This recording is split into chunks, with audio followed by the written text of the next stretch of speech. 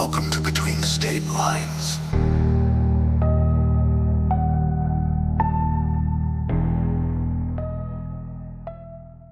Welcome back to Between State Lines. We're not stable here in the Between State Lines family. It's a nightmare scenario every single freaking week.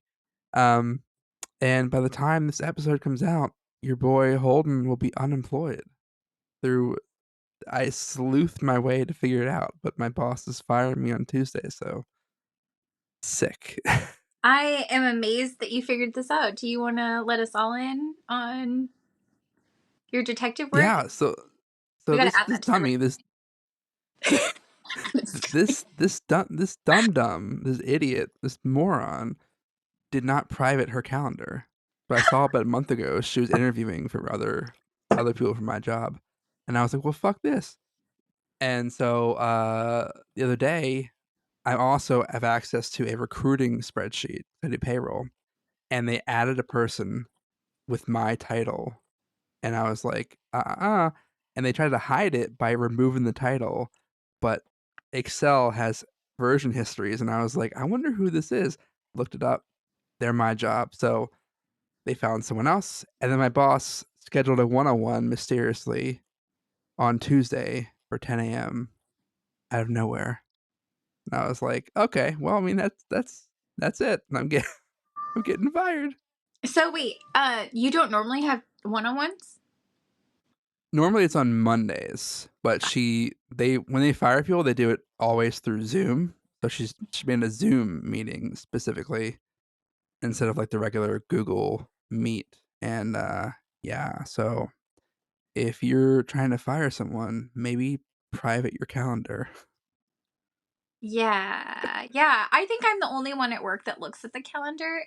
Frequently, because I sit right next to the water cooler, and it's kind of awkward because people will come fill their waters, and like if they're supposed to be gone, I'll like look at the calendar and I'll look at them, and I'll give a weird look, and if they give me a weird look back, I just go, "Aren't you not supposed to be here?" But I started shutting my office door so that you don't have to interact with me if you're getting water. Because I was like, I think I'm trapping people into talking to me, and I will take any distraction possible. I like everybody that I work with for the most part. Like, the only people I don't really want to talk to are my bosses. And it's because every time they're like, so what exactly do you do? And I'm like, everything you tell me to. And then they're like, well, it seems like it takes a long time. And then I go to the person that's training me and I'm like, am I taking a long time? Am I going too slow for you? And she's like, no, you're fine. They're always like this. Like, okay, cool. But that does remind It's me of my prior job, because if they asked you out to a meeting in person, sometimes I would get excited thinking like, oh, we're going to discuss something, like we're going to collaborate. And every single time it was bad news. So, and that's my friend that was my boss. So I was like, stop asking me to lunch. Like, it's a trick. that reminds me of when on The Office when Creed uh who when they asked him who asked him what he does there, and he was like, what does this lady what business does she have to know what I do? Yeah. Like, what do I do here? Quabity ashwins. Well, yeah. I'm like, okay, so do you want me to tell you what I do with vouchers? Because if I can summarize it pretty well, it sounds like I do nothing. But I keep busy most of the time. Like today, I actually got caught up to the point that somebody had to tell me new things to do. But normally, I'm like, I always have something.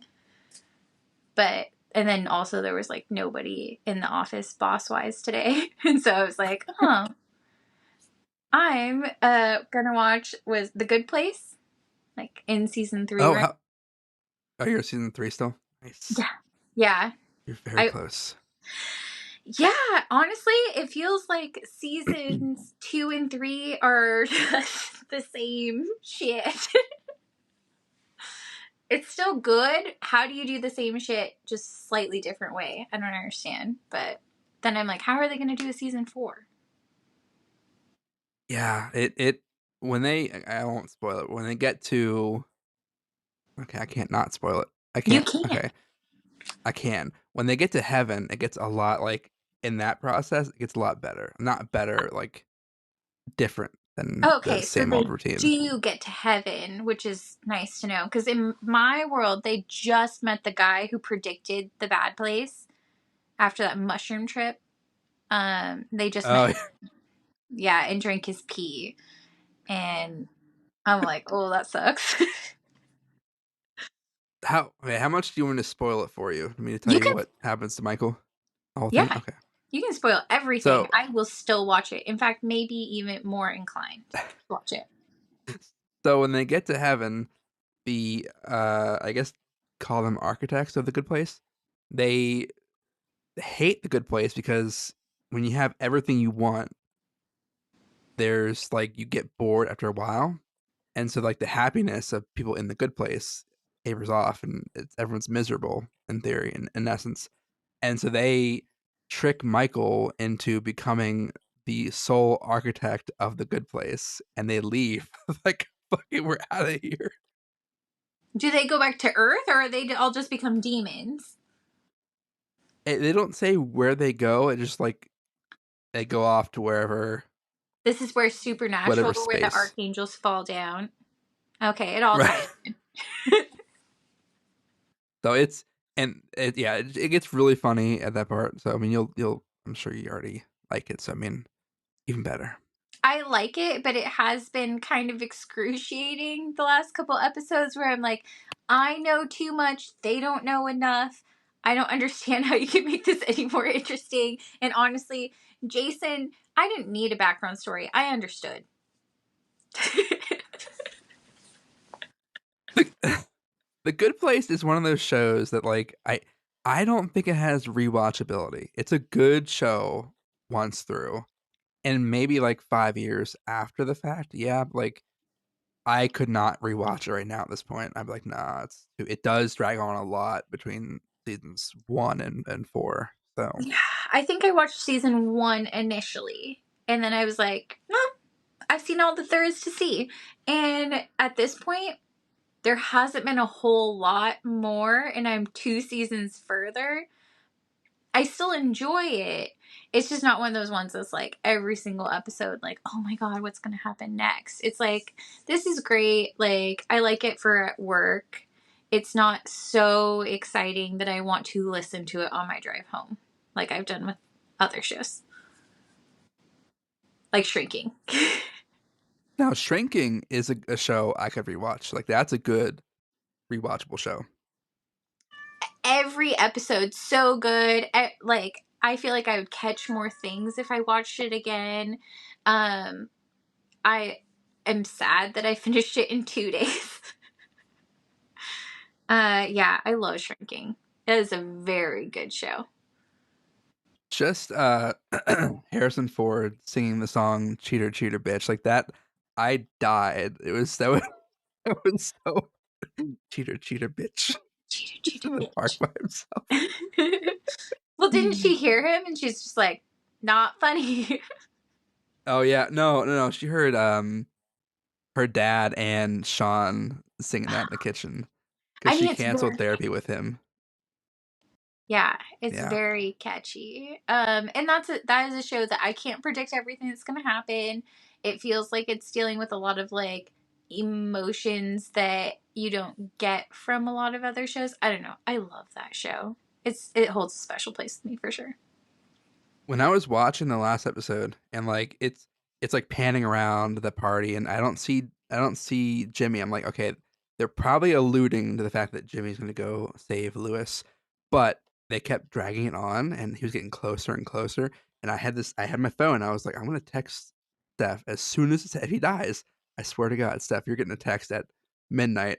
And I'm sorry, but you can reply to I won't see it anyways. But like, and then he didn't die, and I was like, okay, delete Yeah, text. I Delete. put it on silent, and I am really terrible about ruining shows. Like, I don't want you to know that I am not going to ruin it, so I'm going to try to trick you in some way so that when you watch it, you're like, you fucking bitch. I thought they were like kind of setting up a side plot that Derek was gonna die, but turns out Derek got cheated on, which I mean, shitty, but he also loves Max beer, which is pretty funny. That is so funny. He's like, don't tell her. And I just love how she's like, all, yes, whatever you want, whatever you want. And he's like, don't love this. I actually liked who she was before, and I'm glad that she comes back around because then everybody's happy. I can't imagine, like, oh, okay, we're going to see how this plot goes after she gives him everything he wants, and then he decides that he doesn't want to be married to her anymore. Womp womp. This whole show sucks. Luckily, it didn't go that way. Oh, thank God. I know.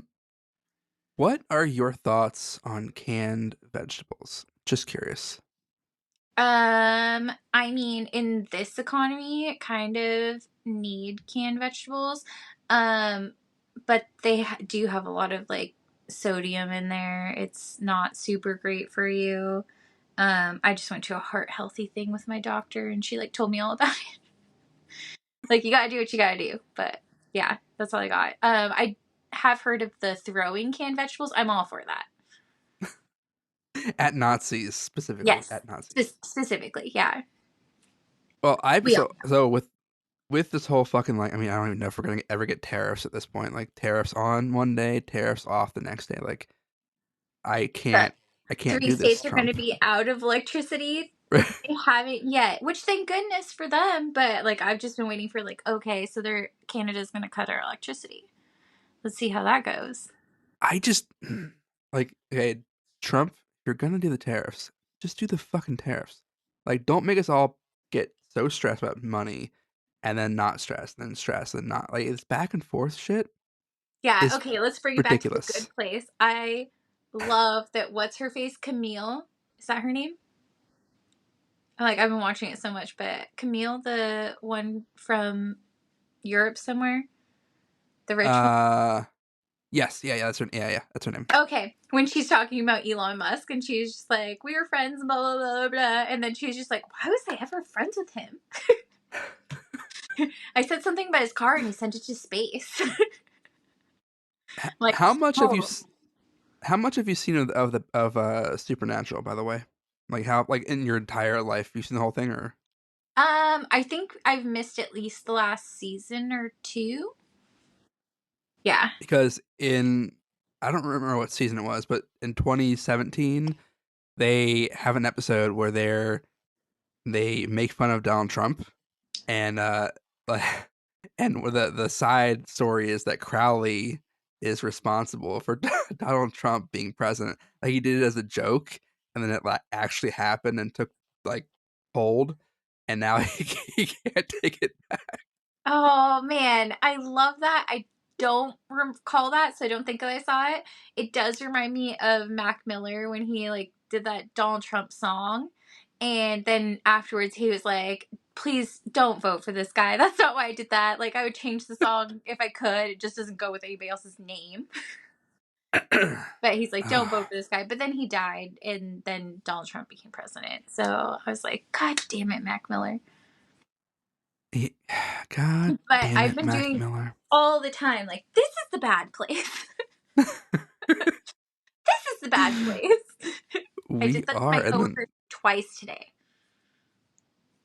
and then when is the bad place architect just gonna come out and be like, oh yeah, you got it, let's reset, okay? I mean, they're Like, probably resetting all the time. That's why it feels like so fucked.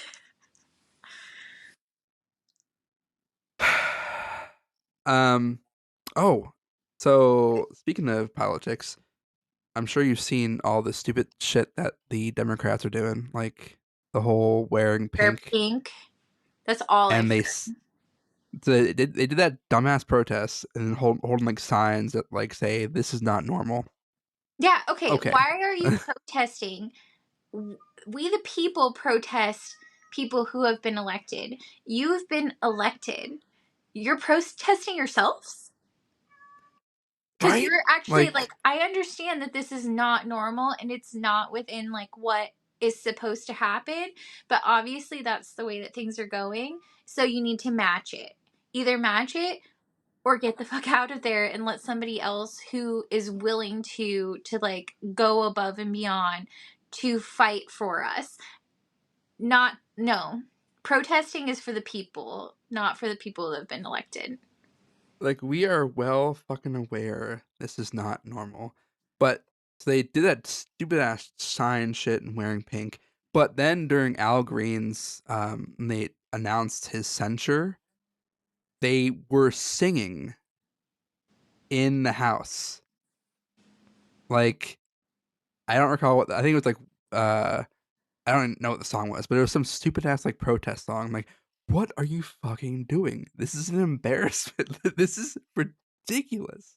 What the fuck is singing going to do? Just walk out. Like, just walk out of the house. Don't even vote. Just walk out. Like, at least that'll Do be anything.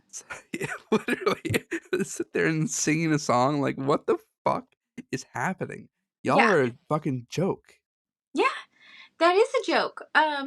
Yeah, what are you protesting? Yourselves? Oh, awesome. We would also like to protest you. So how about you get out so that somebody else can come in? This is all the stuff that doesn't mean anything to Donald Trump. He doesn't care about the signs. He doesn't care about wearing pink. He doesn't care about any of that shit. Make it actually hurt.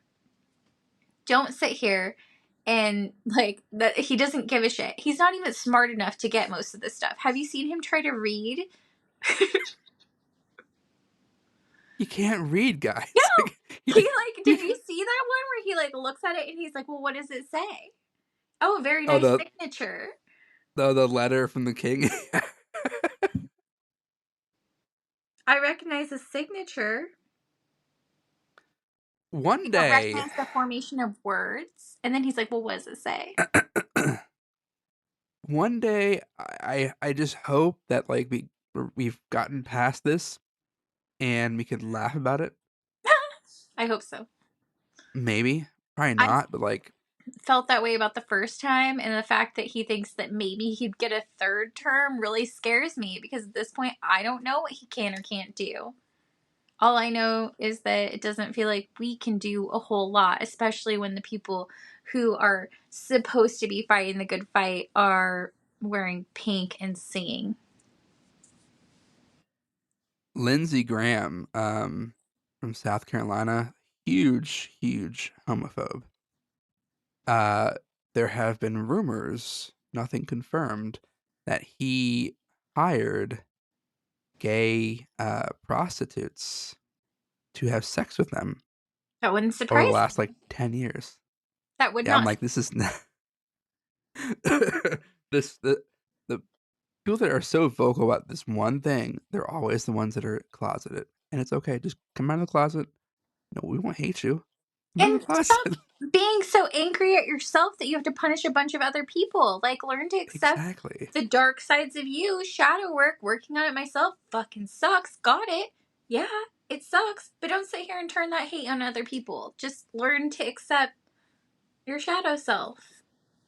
Said they do But weird shit like fucking Mike Johnson and his son have both have like anti-porn apps on their phone, and they're each other's like accountability partner or whatever. Like, that's fucking weird, dude. Just that's fuck porn can be unhealthy, but like just the fact that porn exists in general and you watch you it have sometimes, like, that much of a problem that you have to have anti porn apps on your phone and that the public knows about it. That's how much of a problem you have. That's not a problem with porn, that's a problem with you. a funny story, when I was like really hardcore Christian, I had this um anti anti porn app on my computer. I don't remember what it was called. It might be like Covenant Eyes or something. I don't know. But I had it on my browser, and I would like turn it on.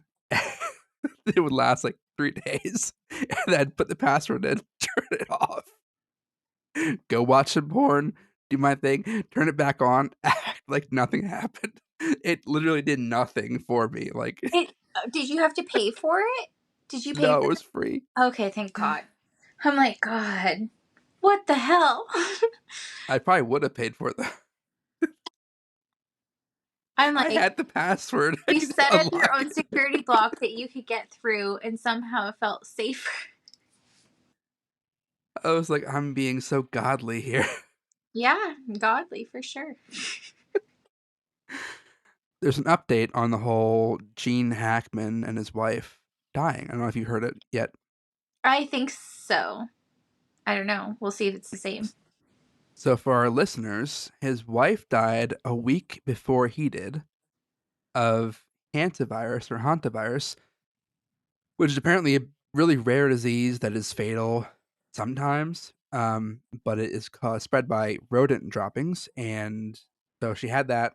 She died, and Gene had such bad Alzheimer's, he probably noticed her dead and then went to get help and then forgot what was going on and then just didn't know anymore and then just starved to death and his heart gave out. So less mysterious than originally people thought it was. Yeah, I just can't believe that he lived a whole week with her just like laying on the floor and that poor dog in the crate the whole time. Yeah, Yeah, it's like, all around. That's really sad all around. and people like on the TikTok video of the coroner releasing the results, they're like, who are still commenting that it's a conspiracy. Like, oh, it's that is really mysterious. I'm like, no, it's not. Like, it makes perfect sense. Like, she died, she took care of him, he didn't know what was going on, and then he died. Like, and the dog was in a crate. Like, that Yeah. all makes sense. If you've dealt with somebody who has like Alzheimer's or dementia, then it makes perfect sense. I know my grandfather had dementia that was brought on from both smoking and a bladder infection. And when this was brought on, he didn't recognize me anymore. He thought that I was a child, like a small child. So he's asking, "Where's Stephanie?" And was talking about like his sister and like asking where she was. I've never met his sister. She actually moved to the Oregon area in like the 60s and we hadn't seen or talked to her since. Um yeah, so hearing him like talking about her and all this, like I thought he was dying. And it was because if you have a bad enough infection, it can bring on like dement and you smoke, like it's like the just a double effect that both those things can cause like huge memory problems. And he didn't know where the bathroom was anymore. He didn't know how to drive. He thought he could drive. He was constantly trying to escape. Yeah, if you live with somebody who's dealt with those things. God, he stood up once and just peed on the floor in front of me. And I'm like, this is my grandfather who raised me. And then, like, experiencing that, I'm like, he definitely doesn't know who I am. I don't even know if he knows that I'm in the room. So I can see why things transpired the way they did. It's just so sad. Yeah. So people don't question the shit. It's not as mysterious as originally it was, but now it makes sense. I thought she hit her head and died, and then like he died first, but no, Yeah, it like makes I'd like to sense. know more about the rodent dropping illness because that sounds like a lot, but it doesn't sound like it's like strange or anything. It just sounds like I don't know a lot. I had never heard of it, so it was definitely a first one for me. Yeah, do you get that from like wild rodents or can you get that from like a pet? Cause like I had a pet rat and did not know that there you can get like these mysterious illnesses from rodent droppings. Yeah, freaking wild. Um, so I have a few creepy things I looked up this week before we get to our big story. The first is the John Lawson House in New Hamburg, New York. It is a 19th century home with a strange and eerie reputation. For years, life sized female mannequins mysteriously appeared on the house's front porch. And these mannequins were dressed in vintage clothing, like bonnets and long dresses, and their positions and outfits changed frequently, sometimes daily, without anyone ever seeing who was doing the whole maneuvering. And the mannequins were often posed, holding books, bird cages, or gardening tools. And no one so far has figured out who was behind it at all. Now, the house itself has a long and fascinating history. It was built in 1840, and it survived both a devastating fire in 1871 and a tragic train crash that same year right near the house. Um, and around 2016, so about 10 years ago, the mannequins stopped appearing mysteriously with no one's seen them since. Just one day in 2016, stopped showing up and been gone ever since. Where was this? New Hamburg, New York. Yeah, I have to look this up. Uh, It's pretty creepy. yeah, it sounds pretty creepy. I like the first thing that I saw. It looks really creepy. Imagine Oh, like it's living just, across the street like from this, and you just fucking random dolls all over the porch. yeah. That's really scary. I lived in a house that I think was haunted at one point, and it was a very strange neighborhood too. And I remember the neighbor like vacuuming their lawn at like 1 o'clock in the morning. So I'm pretty sure drugs were involved. But it like reminds me of that kind of house that I lived in then, because it is a creepy house, and nobody ever saw anyone moving the mannequins.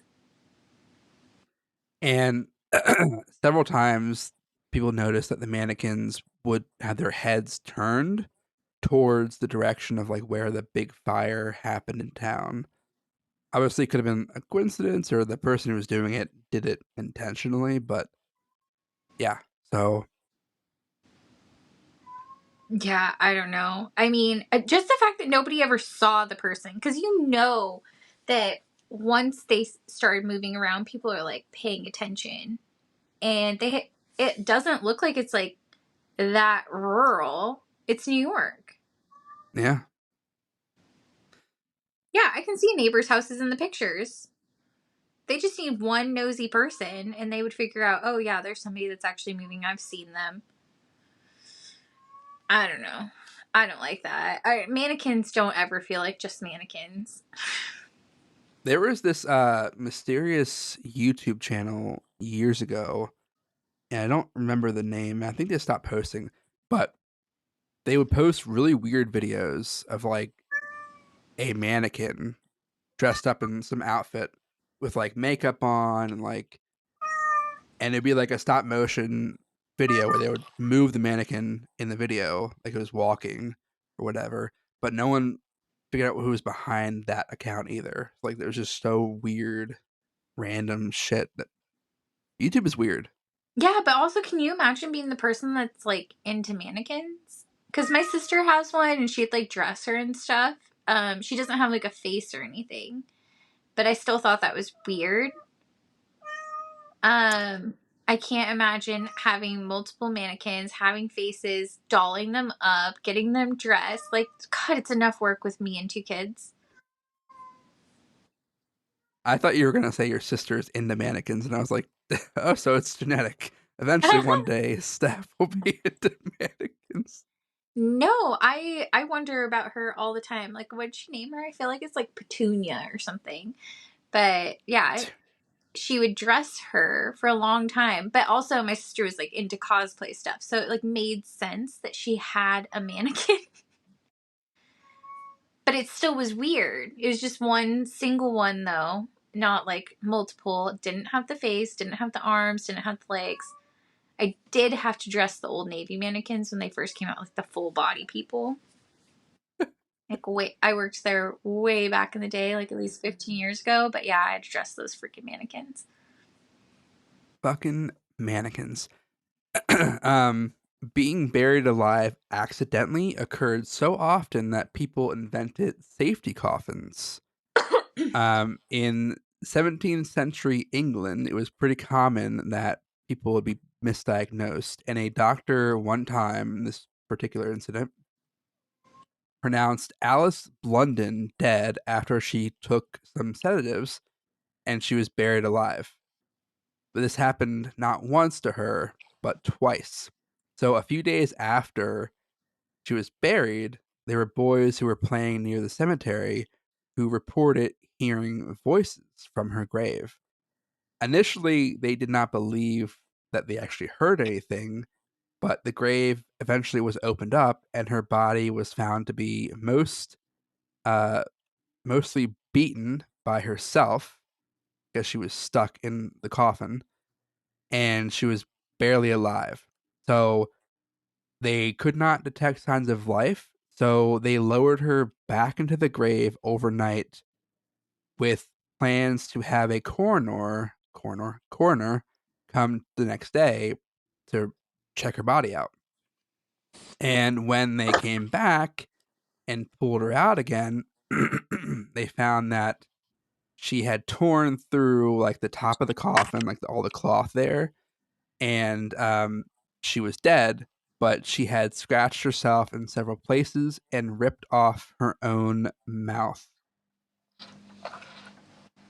She ripped. And yeah, ripped off her own mouth. I'm guessing like broke her jaw.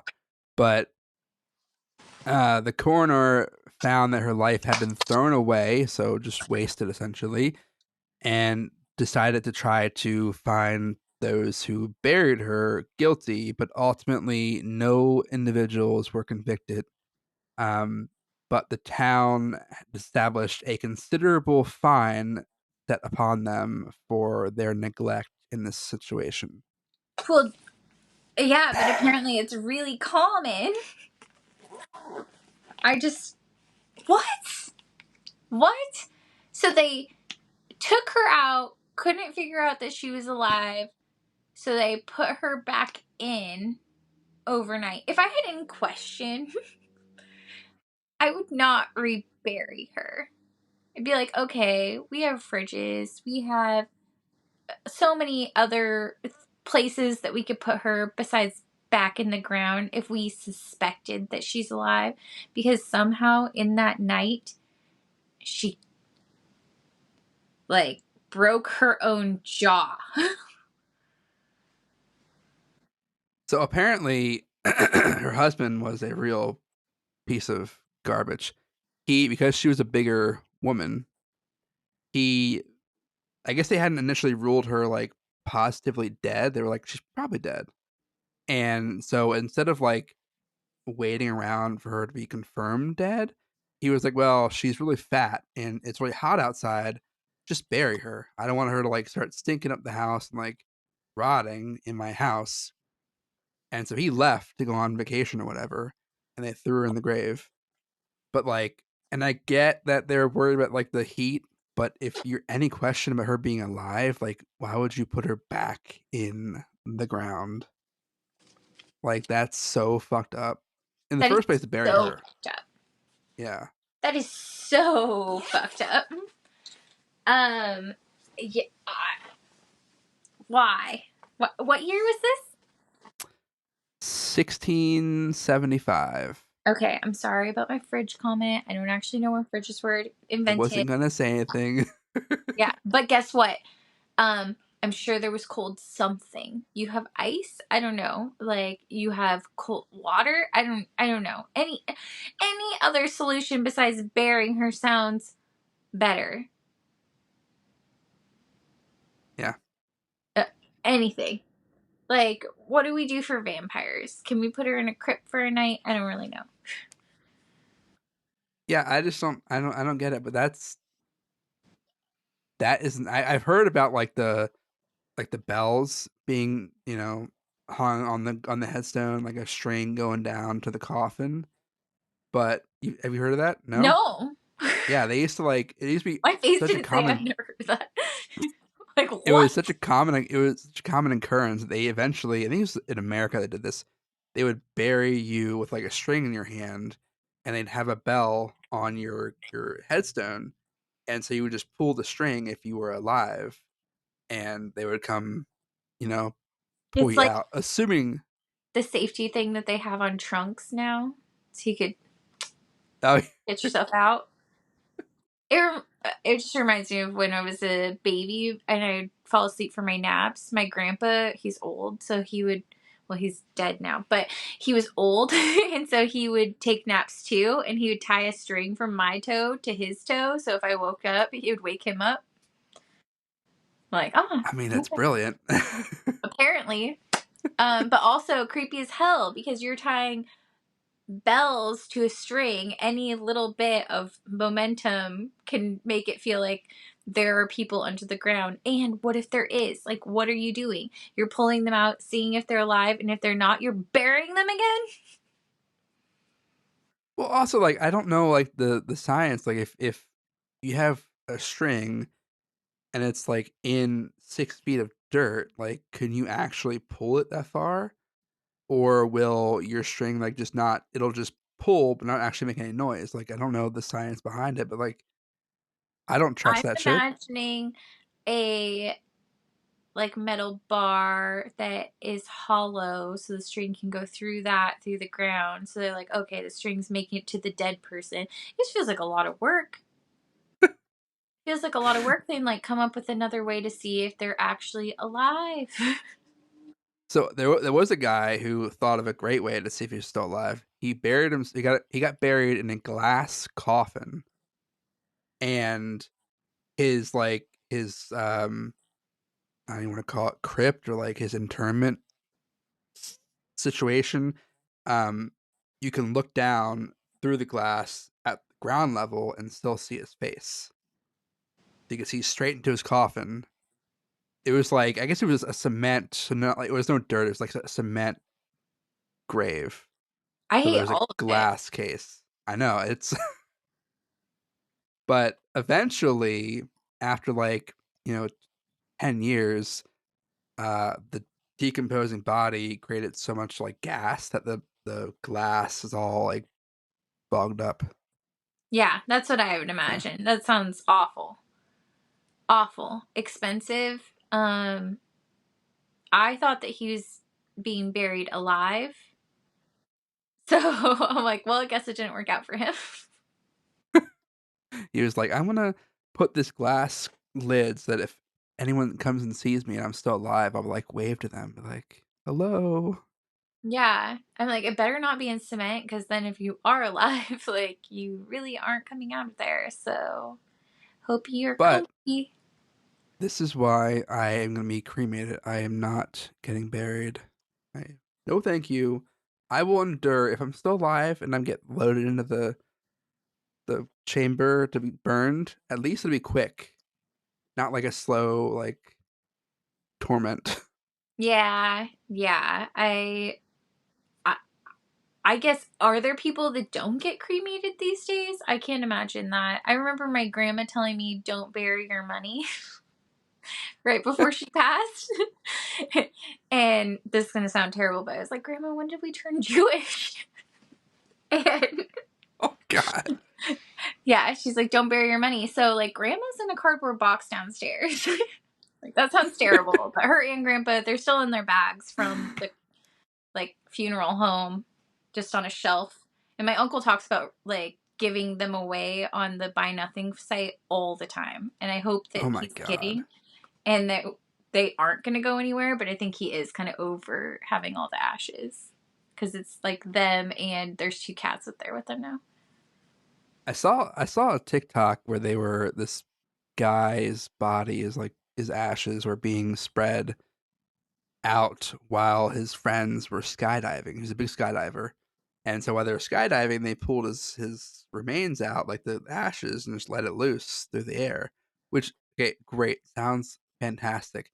But can you imagine like you're standing underneath that and like it starts raining down? I mean, you wouldn't get the whole thing, but you feel like one little thing hit you in the head, like little tiny like particle or whatever. Oh god, that's No. so gross. That's so Yeah. gross. No. No. I went too morbid on like um how many bodies end up in rivers and lakes, because there was a cold case that was solved recently, or it's on its way to be solved, where a family went missing in Oregon and they couldn't find their vehicle. And then like the following, this was like in the 50s or something, and the following summer they located 2 of the kids, but I think that there was one more child and both the adults that never were. And so all I could think about was like, if I'm in a lake or a river, how many bodies have just like come apart in this water. And it was very deeply disturbing. I mean, I've had that thought before. I used to live in a town that had a big lake, and all I could think about was like, how many cars have gone into the water? How many bodies have gone missing? How many spirits are like within miles of me, unsettled, not to rest? But see, I feel like I'm like that sounds so morbid for like lakes. For me, I'm like, well, the river at least is moving constantly. It's like it's probably not the same water, but like a lake. No, thank you. I mean, it's No, not the thank you. same water, but is it that different? Even if you go through like the water cycle of like evaporation and like the rain, like I don't know. It just feels like there's too many dead people out there. There's probably some traces of somebody in there. Oh God, I hate it. I hate it. Okay, so today's story is called Paradise Pine, and I don't have the author's name. I'll have to look it up and put it in the notes. But yeah, I perused it a little bit, and it sounds pretty crazy. I think you'll like it. I liked it so far when I read. Um, it's basically about a man and a wife who go on a camping trip in a cabin, and That's not really uh, camping. yeah, that's like fake camping. It's just like glamping or whatever they call it. That's even it's a step up. Like glamping feels like when you have like the camper out there with the cabin. I mean, it has a creepy vibe to it for sure. Doesn't feel like camping though. Airbnb? About a year ago, my husband and I spent Thanksgiving at a cabin up north. We found it online through a website we have used in the past and booked it for a week, so Airbnb. Yeah. The owner the owner warned us that it can be hard to get back in the winter because of the snow. The cabin was located outside of Pine Top, Arizona, way outside.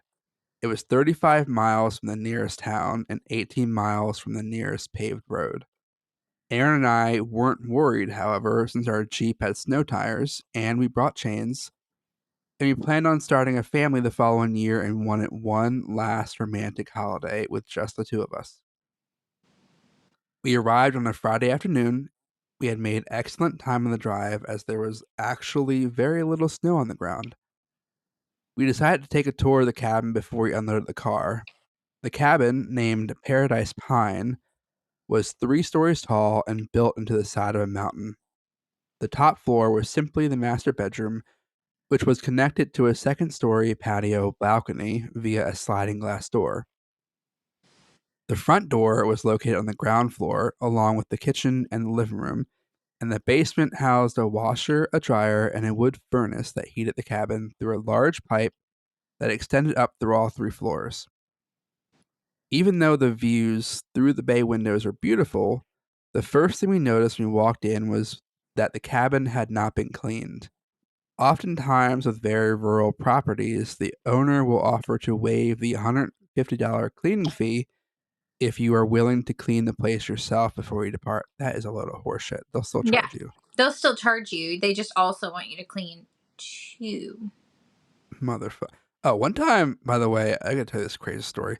One time, my brother, my wife, and I went to Portland. It was like 5 years ago, and 6 years ago, and we rented Airbnb. And I swear to God, the Airbnb said the full apartment.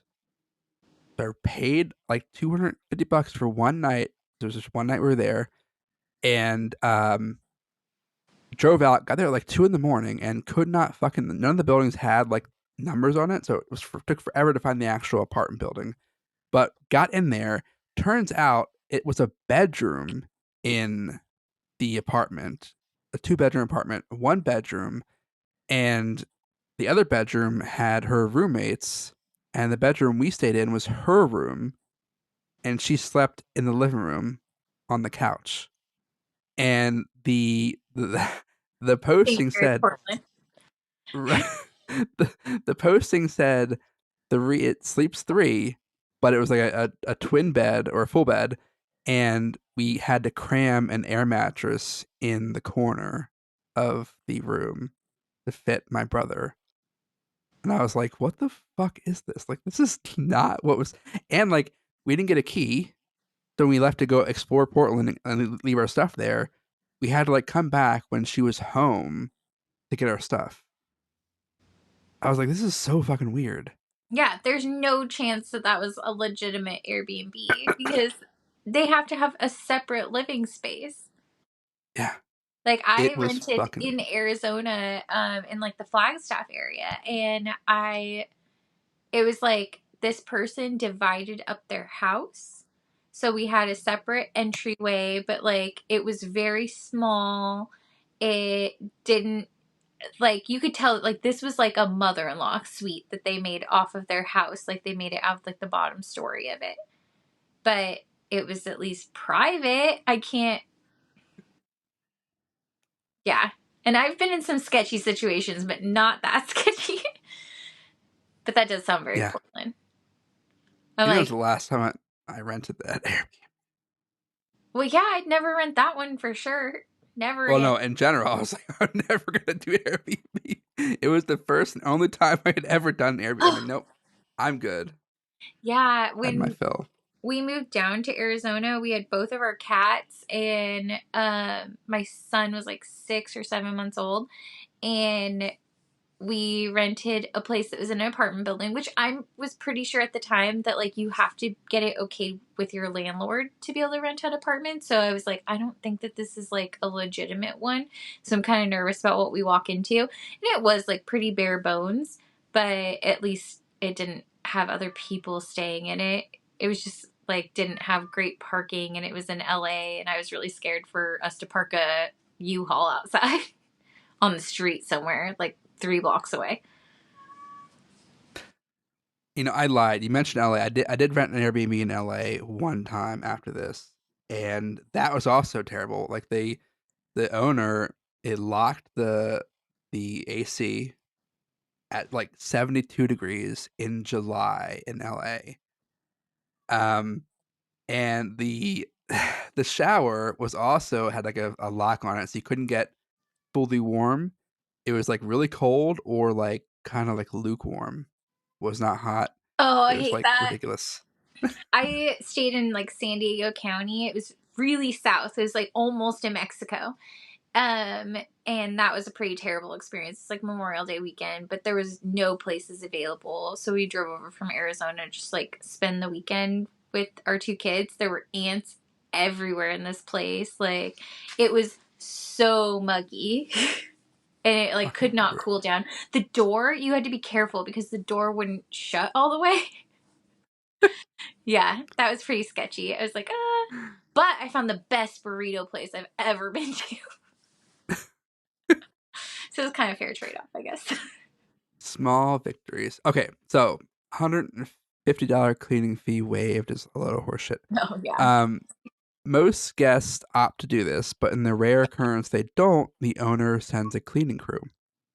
The previous tenants in this cabin had clearly decided not to clean, and also not to inform the owner that they were leaving it dirty. Since it was a holiday, and a snowstorm was forecasted for early the next week, we cleaned the entire cabin ourselves and asked the owner to reduce our bill when we left the following Friday. We brought everything in from the Jeep and got to work with dishes and laundry. Afterwards, we made an easy dinner, opened a bottle of wine, and played a few games of billiards on the pool table in the living room. Oh, that's nice. They even had a pool table. The temperature started to crash at around 6 in the evening, and I asked my husband, Aaron, to go down and light the furnace in the basement. I went to the bedroom to wash my face and change into warmer clothes. The bathroom connected to our bedroom was oddly doorless, had a broken mirror, and a torn down shower curtain. Wow, there's been some cowboys in here. They hadn't even bothered to pick the glass up off the floor before they left. I did so carefully, regretting the stupidity of the drunken idiots who must have stayed here the week before. I took a few photos with my phone and planned to send them to the owner when we got back to town on Monday, and I certainly did not want to be charged for the damage inflicted by the previous renters. I met Aaron on the ground level and told him about the bathroom. Well, that's not the only thing that's broken. The light's out in the basement, and I couldn't find a flashlight. I did manage to find the furnace, though. I squirted some of that cheap vodka your sister sent and threw a match in there and hoped for the best. Seems to be working. I stammered through some chattering teeth. I can feel the heat coming through. I held my hands close up to the metal pipe that wound its way around the house. Keep the basement door closed. It's freezing down there. One of our favorite things to do when staying in a cabin is to read through all the journal entries of the previous guests. Usually it's things like went fishing with the kids, caught a bass, had a barbecue, but occasionally you find something more interesting like got drunk, set a tree on fire. We found the Paradise Pine diary and snuggled up on the couch. Aaron read aloud the first 4 or 5 entries before I took over. We were about halfway through the book when we called it a night and went to bed. The following evening, we stayed up late as we had a long nap that day. The plan had been to go on a hike, but it had been too cold out. Luckily, the furnace in the basement was, to our amazement, still burning. We spent the whole day lazing around the living room, and after dinner, Aaron practiced pool while I read aloud from the journal, starting where he had left off. I read for an hour before finally arriving at the journal entry of the guests who were here before us. I was very interested in this one. These people had to have a good story. The writer had chosen to format his entries into dates and timestamps, and there are over 6 pages, and I could tell already the handwriting sort of disintegrated as the days wore on. That sounds terrible. Wow. Right? Disintegrated in Wow. what way? They must have been drunk all weekend. Look at how messy his handwriting gets. Can you read it? Of course. I'm great at reading other people's shitty handwriting by now. I work with The doctors. first I were So the first entry is dated Sunday, November 4th, 3:30 p.m. Wow, what a beautiful day. My wife and I booked this place for 2 weeks on a whim, and we can't believe how lucky we got. Barely made it back here with the truck. There's snow everywhere, at least a foot deep, and it's below 40 outside. Thankfully, the furnace in the basement is huge, as promised by Marissa, so all 3 floors are warm and cozy. Entry 2, Monday, November 5th, 11:30 a.m. We're snowed in. We had wanted to have sorry, I can't read. We had wanted to run home today to grab a few things, but forgot, and that is definitely not happening. The road is unmanageable, so it appears we aren't going anywhere. Looks like we will spend the day drinking mimosas and playing poker. As you can see, we are not upset about it. The next entry, Tuesday, November 6th at 7:25 p.m. My wife Sarah is currently cooking up a delicious roast chicken, and I'm finally going to start writing. This is the reason we came here, after all, and I refuse to waste the opportunity to cure my writer's block. It's just gorgeous here, and I haven't written a damn thing. I also saw someone walking around the tree line today. I have no idea how they are surviving out there. We won't even go outside. It was 34 degrees last I checked. Wednesday, November 7th at 9 p.m. Today, Sarah and I made a huge snowman and snow angels. We don't get snow in Scottsdale, so we're taking full advantage of it. I haven't been able to write anything new, but I did edit the previous 2 chapters of my book. I think the beauty of this place is just too distracting. I'm kidding, sort of. I think we may have neighbors. I was having a cigarette on the balcony last night and saw someone at the tree line again. He is extremely tall, and certainly close enough to say hello, but when I waved, He walked back into the woods. We'll have to ask Marissa about this. The next day at 1 p.m. This morning, I woke up to find animal tracks all around the outside of the cabin. I don't know what kind of animal made them. The prints were the shape of a rectangle, almost like they were made by the end of a 2x4. By the time Sarah was up at 11, the snow had mostly melted, but you could still kind of see them. I think last night's snow is the last we will get while we are here. The sky is looking pretty clear, and Sarah thinks I am succumbing to cabin fever, so today we're going for a hike. The next day at 7 a.m. Last night, someone tried to get in the house. I woke up at 1 in the morning to the sound of banging on the front door. Not knocking, banging. I went downstairs and grabbed a pool stick. I asked who it was, and the banging stopped. I waited a few minutes, opened the door, but there was nothing there. I went back upstairs to wake up Sarah, as she is a heavy sleeper. The banging sounded again, more urgently this time, and from the other side of the room, on the wall next to the bookshelf. It stopped after a long minute, and I sat down on the steps and waited all night for them to try something. Nothing happened after that. Next day at 2 p.m.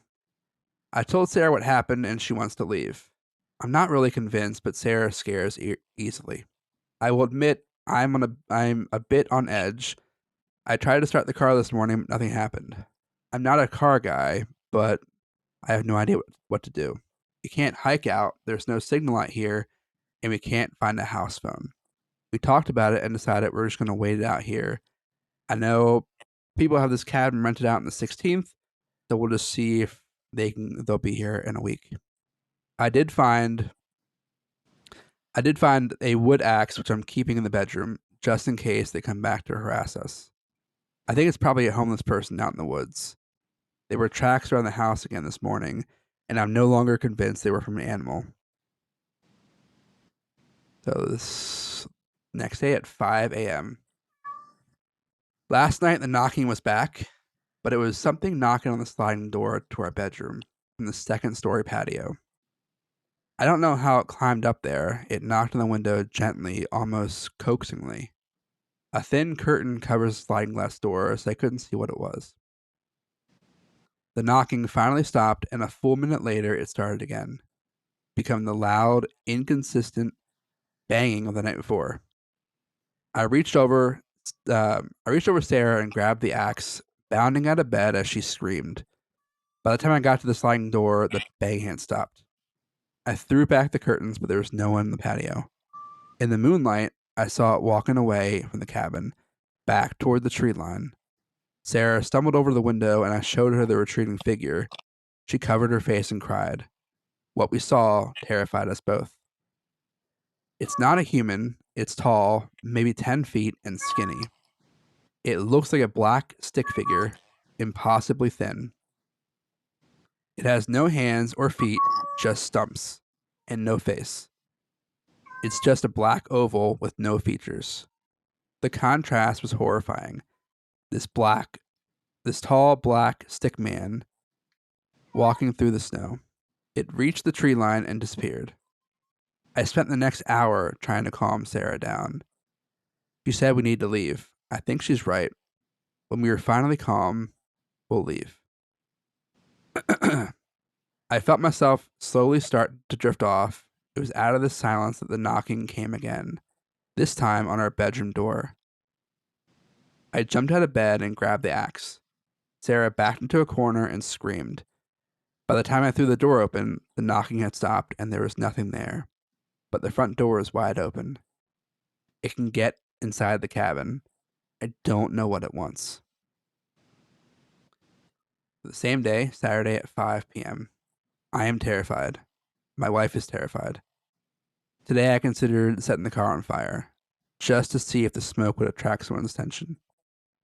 Sarah wouldn't let me because it's our only way out, so we packed the car up instead. Maybe when the snow melts more, we can fix the car.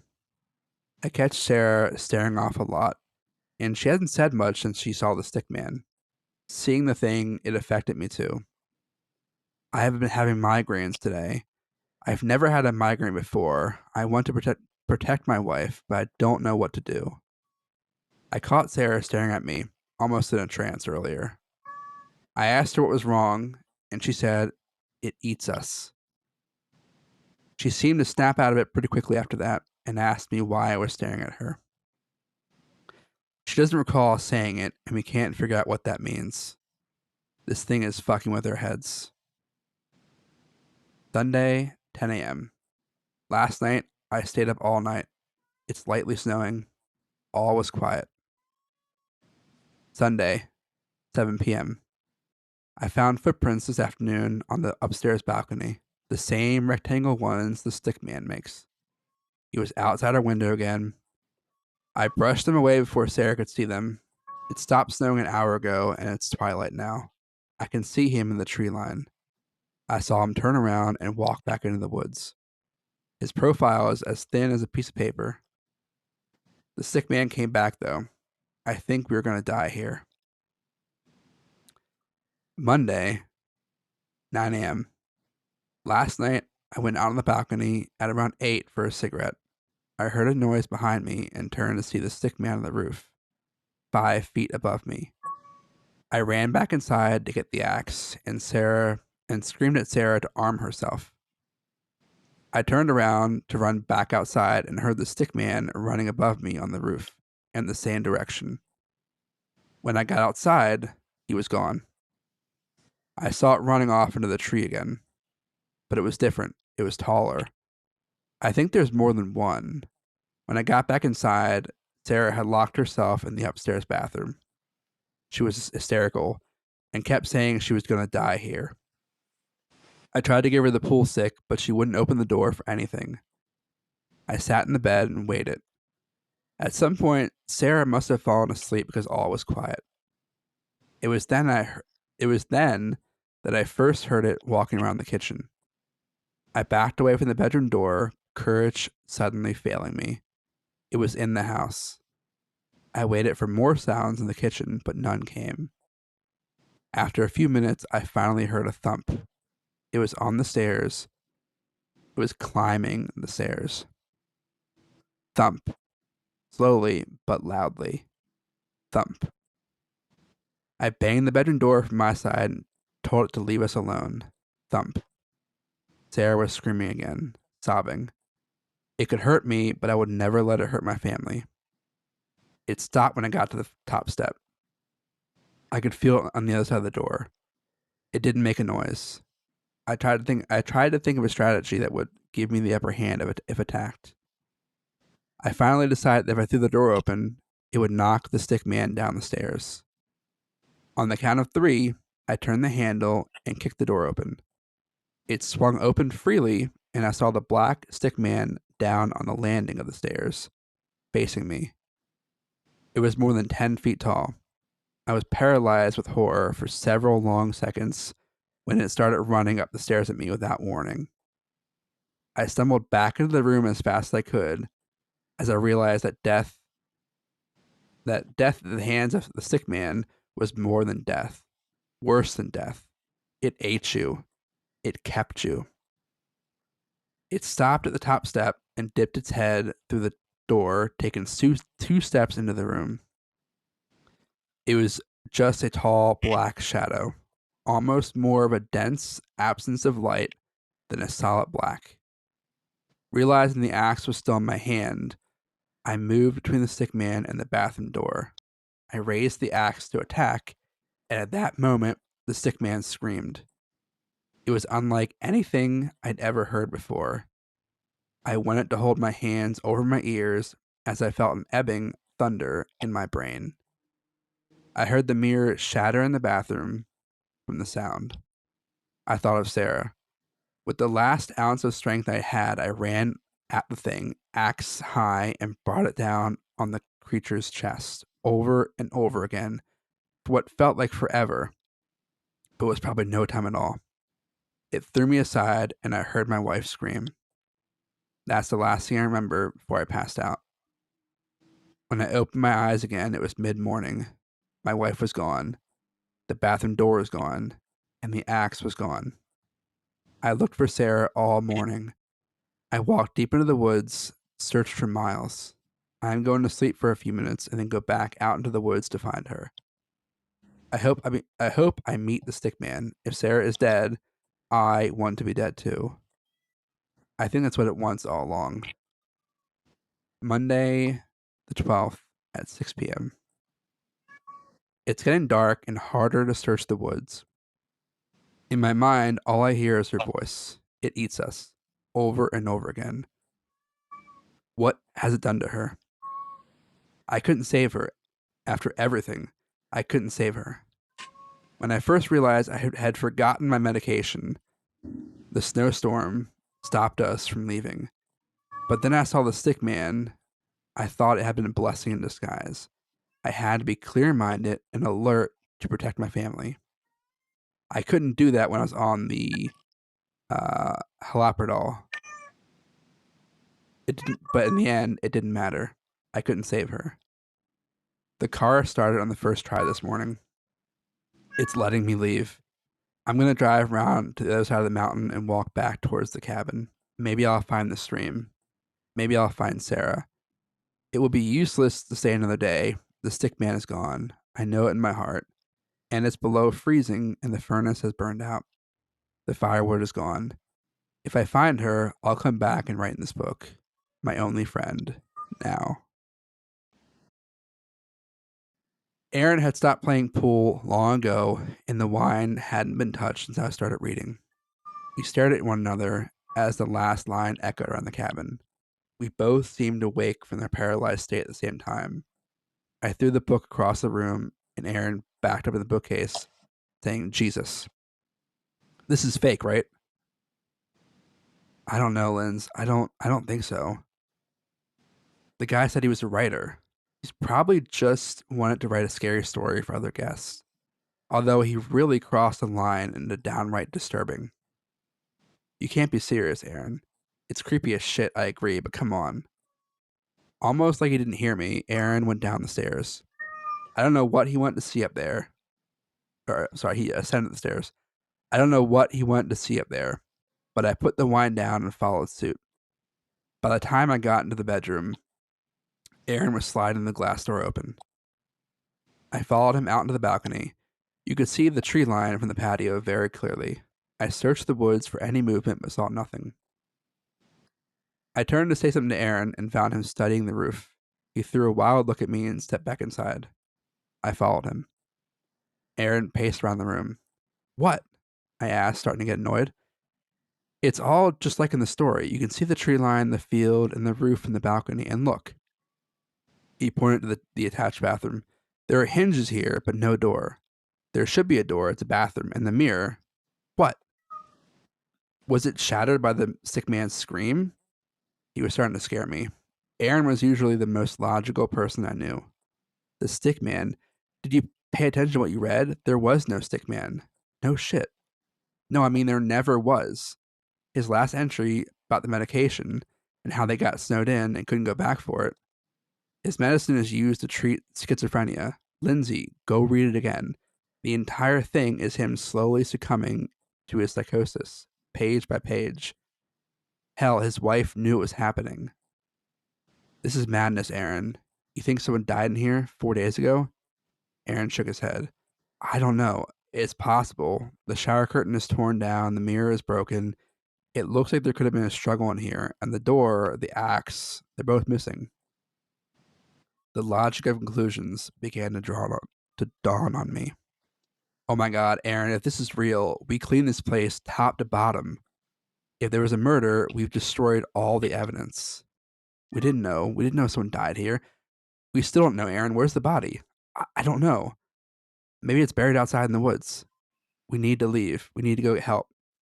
Let's take the book to the police and tell them what we found just to be safe. Okay. Jesus. You can come back anytime. Let's get out of here. We had just started down the stairs when another thought occurred to me. I stopped on the landing. Aaron. He turned around. Yeah? You said the fire in the furnace had burned out. Did you put wood in there when you lit it? No, it was almost pitch black. I couldn't see any firewood. But we've been burning that furnace for almost a day. I could see the implication dawning slowly on Aaron's face. What have we been burning, Aaron? He ran for the basement door and I followed. When he opened the door, I can't describe to you what came from up and below. It was a hot, pungent, heavy air. I stood on the top step as Aaron descended into the basement. The axe is down here. I took a deep breath and followed him. I stopped on the bottom stair, refusing to go any further. It was still very dark, but for the light coming down the stairs and a soft orange glow in the back of the room. Aaron knelt in front of the stove door. He looked over at me and I nodded. Aaron slowly turned the handle and pulled open the furnace door. The fire inside lit his face, and after a moment, the horror expressed there told me everything I needed to know. They found Jason Harding less than a month later. He had hung himself out in the woods 50 yards from the cabin. In fact, he had been hanging there when we pulled up on Sunday, the 18th. I've often wondered if he hung himself because he wanted to be with his wife, or if he hung himself because he realized what he had done. I hoped it was the latter because I hated him so much. Not for his mental illness, not for his crime, but for what he did to us. Sarah Harding had been burned in the furnace for a day, and for a day we had breathed in every atom of her body. We had kept warm by the flesh of her corpse. Why didn't it smell? We were given a very scientific explanation, citing high burning temperatures, years of pine infusion, and the pieces of wooden door burning in there with her. But it did not stop the nightmares. The case made headline news, at least locally. Aaron and I managed to prevent our names being associated with the Paradise Pine, though through an anonymous anonymous why can't I say that word? Anonymity. There were anonymous clause in our witness statements. We never told our friends or families we were involved. We tried to forget. Paradise Pines still stands today. It is available for rent, although the name has been changed. The owner insisted on keeping the cabin journal, so the police tore out Jason Harding's pages and gave it back to her. It still sits on the table next to the bookshelf, and tenants still read it and write in their own experiences. Sometimes I wonder if people see those torn pages and wonder what was written on them and what happened to merit their disappearance. I guess they'll never know that the cabin they're staying in is actually the Paradise Pine. Murder house. Wow. That really fit in with our like lake river talks. Yeah. Fuck. And how did he know that treated schizophrenia? Like, you don't have internet. I would have been Googling that as soon as I could. I'm guessing, I don't think it says he's a doctor or anything, but I'm guessing he has some experience. Maybe he's schizophrenic himself. Maybe he's a pharmacist. Maybe he is the one that caused the guy to leave his medicine behind. God. Inception. Wow. And then how did that guy hang himself in the woods? Like, he brought stuff for it? You don't just find stuff for that in the woods. And man, they clean up the whole thing. That is a nightmare. Like that's so creepy to like know that you cleaned up a murder scene. Yeah, but also you took vodka and a match and lit a person on fire. That is wild to me. I don't think I would ever feel okay taking vodka and a match to go light something, let alone something I can't see in a basement. I don't know. And then reading that story, like his 6-page long entry, that's so much. I don't know. And like there's no way that this was him like succumbing to not having medication, because if the car didn't start, she'd be able to figure that out. Unless he told her, and She didn't try it herself. yeah. No, no woman's gonna just trust a man. Like, oh yeah, it wouldn't start. Let me give you that key. My only other thing was maybe it's because he didn't try to start it until And what's with the 2x4 prints? yeah, I think it's just his imagination. I was I picturing think. somebody on like stilts at first, but then Did I you was think it like, was an actual like being the whole time? no, not the whole time. It was like person on stilts, skinwalker. But then it got kind of weird the way he was like, is paper thin shadow, and it like walked into the room. I don't know. So I was like, I don't know how much of this sounds like a skinwalker anymore. See, so okay, so I looked back. He tried to start the car on Saturday, and then said it didn't start, and he killed her in theory probably Monday. I think he killed her on Saturday, like before trying to start. Like he killed her early on, like probably like Friday, because he had And then been off his looked medicine for like yeah, and imagine the whole thing, because he was off his meds for 6 days at that point, 7 on Saturday.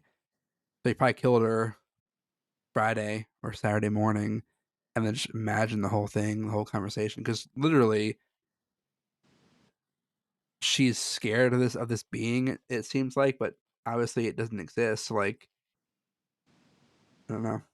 yeah, and he's like, she scares easy.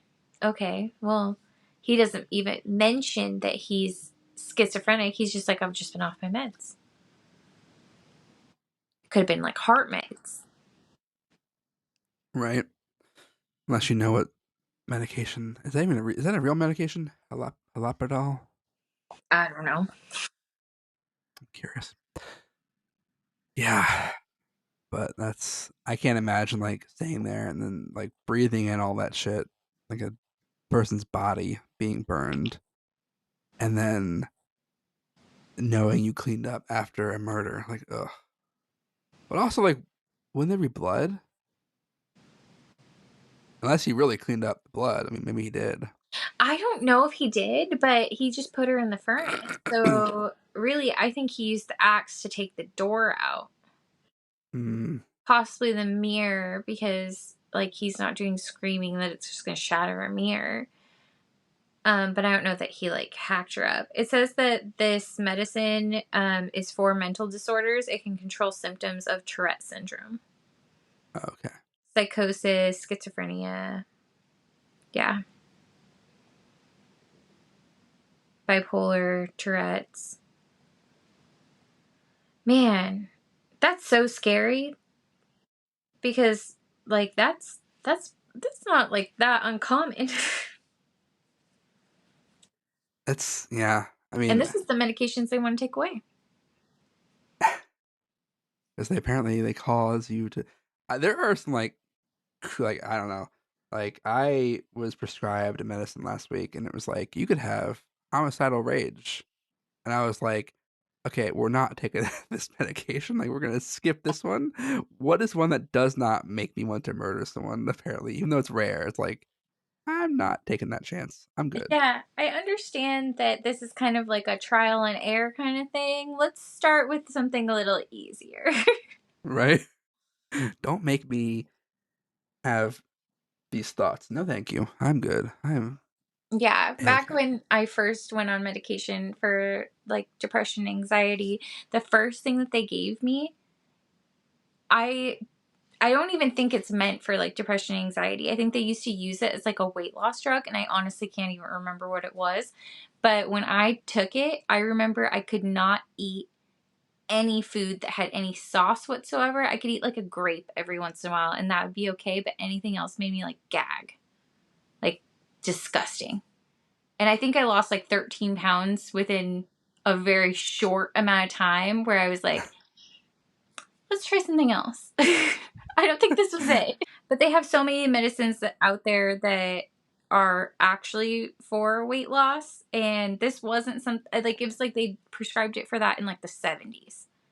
Mm. And then I think it was like also to help you quit smoking. And then somehow they gave it to me for like depression, anxiety. But it was very short lived. I was like, I can't eat anything. Like, my body hates food at this point. Can I try something else, please? That sounds absolutely terrible. It was horrible. That was, I'll never forget. And it was over 15 years ago.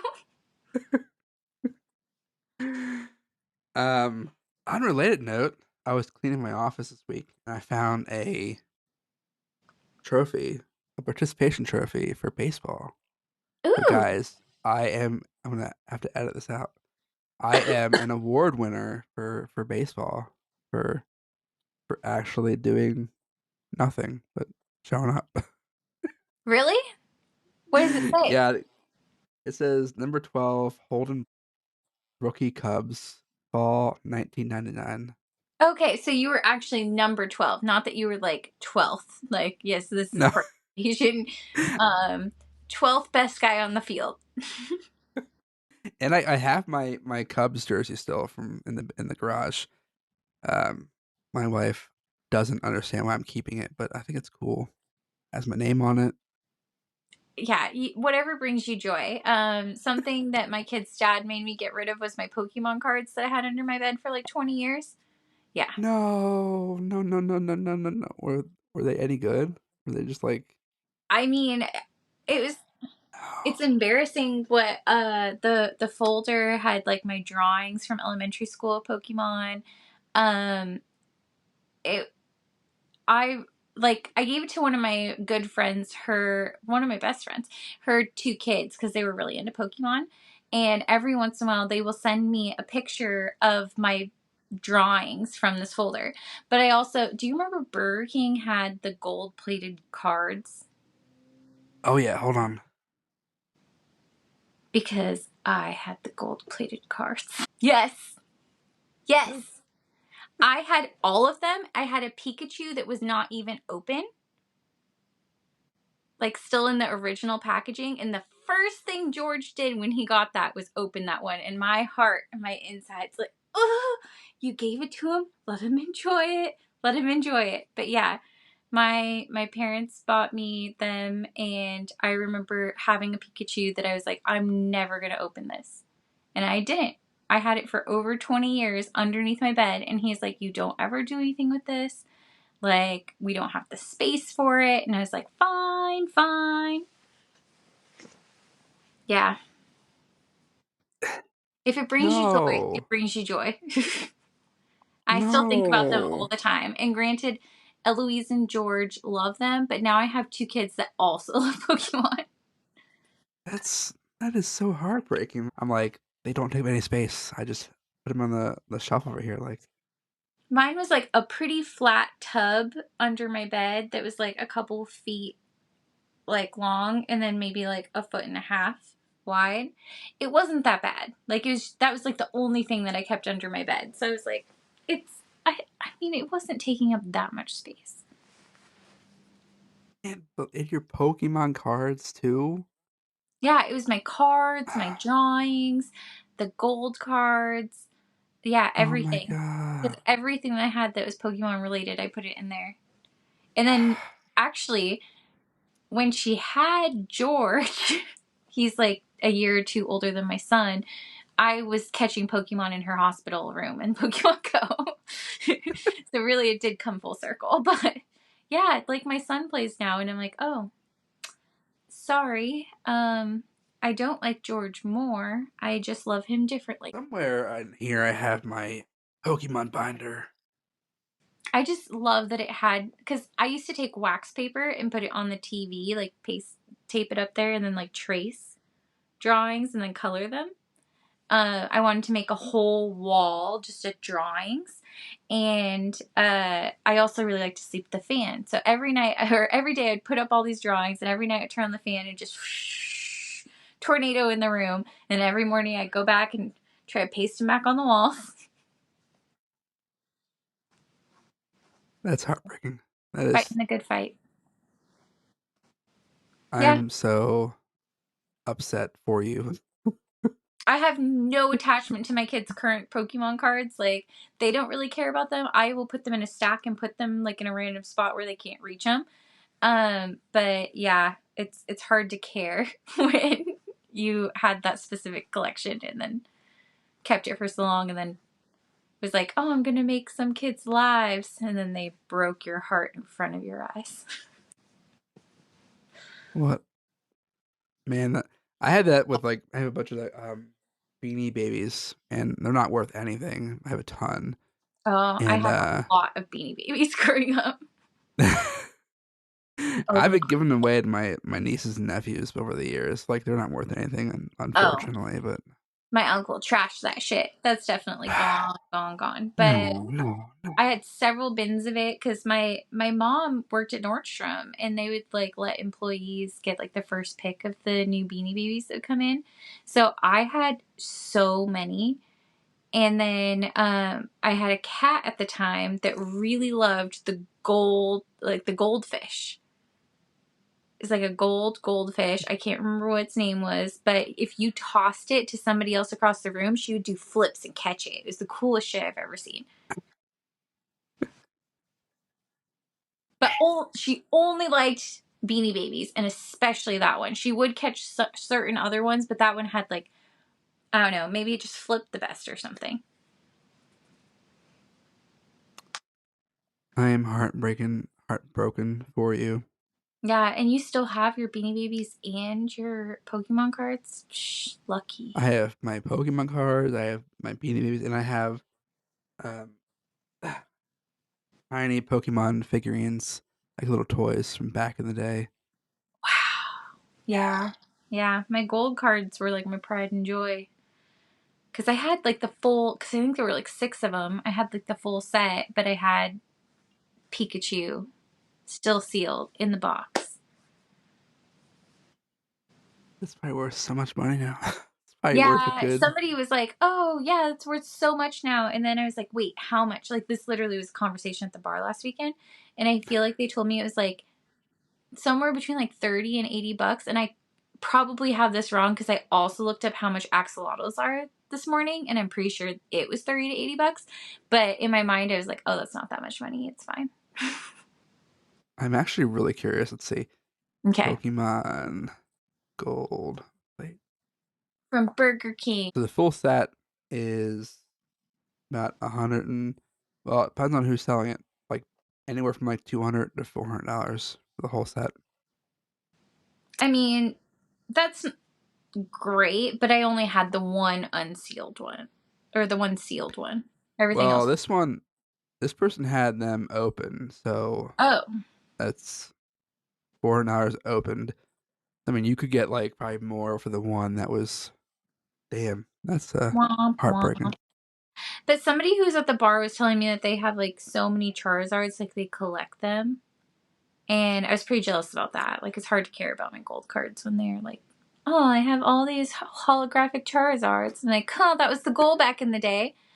I do remember going to a birthday party and getting Japanese Pokemon cards, like 2 stacks. And one was for them and one was for me. And then they opened theirs and they had a holographic Japanese Chauncey, and I had nothing. Fucking nothing. I was so sad. I just picked the wrong pack. Fucking bullshit, Steph. Fucking bullshit. She's been like a lifelong friend. Like, I'm still friends with her. But I still think about that. Like, damn it. When I went to Alex's birthday party, I gave her the wrong pack. Turn back time. You be a millionaire now. What was I yeah. all this everybody, thank you for listening to us reminisce about Pokemon. And we'll see you guys next week. Bye.